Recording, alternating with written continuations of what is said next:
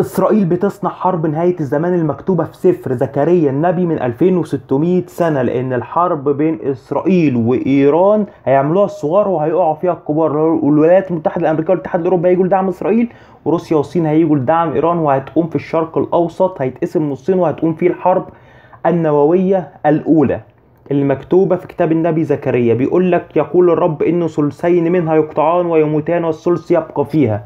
ثلثين الأرض هيقطعان والثلث هيبقى فيها. كلام رهيب جدا. وادخل الثلث في النار وامحصهم كمحص الفضه وامتحنهم امتحان الذهب. هو يدعو باسمي وانا اجيب واقول هو شعبي، وهو يقول الرب الهي. اتنبأ عن الكلام اللي بيقولوه في الغرب عن المليار الذهبي من قبل ما يكون ب 2600 سنه، ان تلتين هيقطعان والتلت هيبقى فيها. الولايات المتحدة الأمريكية أثناء دعم إسرائيل هتيجي تنشر حروب يوم القيامة في كل العالم، ومش هدفها إنها تحتل المناطق الجغرافية، لا، هدفها إنها تحتل أجساد الناس. يعني إيه تحتل أجساد الناس؟ حسب المكتوب أيضا في سفر الرؤيا من 2000 سنة، وفي تناغم ما بين النبوتين. بيقول لك إيه بالنص؟ ان في وحش هيظهر اسمه حلف شمال الاطلسي، هيعلن حروب يوم القيامة في كل الارض، وهدفه مش هيكون يحتل المناطق الجغرافية، بل يحتل اجساد الناس بنشر سمة على اليد اليمنى او بطاقات رقم قومي او اوراق هوية، بس في شريحة صغيرة في الايد، فيها كل انسان هيعرف هويته عن طريق يده. ببساطة بطاقات الرقم القومي اللي زي المصرية هتتحول لبطاقات إلكترونية، شريحة قد حبة الرز في الإيد. ودي هتبدأ في المجتمعات الغربية أولا، وهتنقلها الثقافات العربية ثانيا، وهتكون في ظرف 7 شهور. يعني هتنتشر في ظرف 7 شهور أثناء حرب يوم القيامة. اسمها شريحة النظام. طب ليه اسمها شريحة النظام؟ لأن الفوضى هتنتشر في العالم. عفوا. وبمجرد ما الفوضى تنتشر في العالم، هتيجي شريحة اسمها شريحة النظام عشان تحل المشكلة. الشريحة دي مكتوبة في سفر الرؤيا. بيقول لك: وأن لا يقدر أحد أن يشتري أو يبيع إلا من له السمة أو اسم الوحش أو عدد اسمه.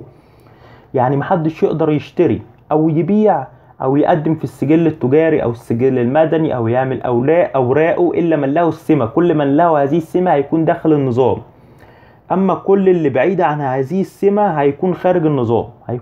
النظام. هنا الحكمة: من له فهم فليحسب عدد الوحش فإنه عدد إنسان وعدد 666 666. أول ما لفظ هذا الرقم كتاب سفر الرؤيا وكل الكتب الأخرى خدت منه.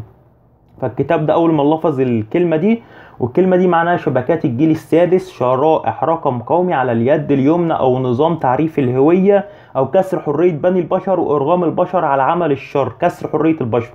السمة دي كل اللي هيحطها هيكون مع الولايات المتحدة للحياة، اما كل اللي هيرفضها هيتم اقصائه من العالم للموت. عشان هنا بيقول لك ايه؟ ثلثين يقطعان والثلث يبقى فيها، في نبي زكريا من 2600 سنة. ففي تناغم ما بين النبوتين. وهنا الله هيعرف كل من يتبعه وكل من يرفضه، لان كل اللي هيرفض هذه السمة هيكون مع الله وهيكون ليه حياة ابدية. فكن امين الى الموت فتنول اكليل الحياة. اما كل من يضع هذه السمة هينزل في جهنم النار مع ابليس وملائكته، لانه هيختار الشيطان على الله. وهي دي التجربة العتيدة ان هتجرب كل الساكنين على الارض اللي ذكرها السيد المسيح في كتابه. تجربة هتجرب الديانات الثلاثة، مش ديانة واحدة، وهتجرب الصينيين والامريكيين وكل الناس على وجه الارض، هتجربهم علشان تكشف قلوبهم، تعرف اللي مع الله واللي مع الشيطان. فانت كنت عايش في الزمان ده، بتوسل اليك انك لا تضع هذه السمة، لانك ان ما وضعتش هذه السمة اصبر، العالم مش هيستمر بعد هذه الحادثة 1290 يوم. ان صبرت 1290 يوم هتنول الحياة الابدية. اما ان سقطت في التجربة في خلال 1290 يوم اللي جايين فانت لن تنول الحياة الابدية. وعلى هذه الصخرة بيقوم او بيسقط كل انسان. فحط ال3 كتب قصاد بعض، الانجيل والتوراة والقرآن، وابحث عن اللي يشفع فيك. ابحث عن ابن الانسان، ابحث عن مخلص العالم الوحيد، ابحث عن الرب الهك، لان الحقيقة عزيزة النفس وبتحب اللي يبحث عنها. فان بحثت عنها هتجيلك. الوقت قريب. استعدوا للقاء الهكم.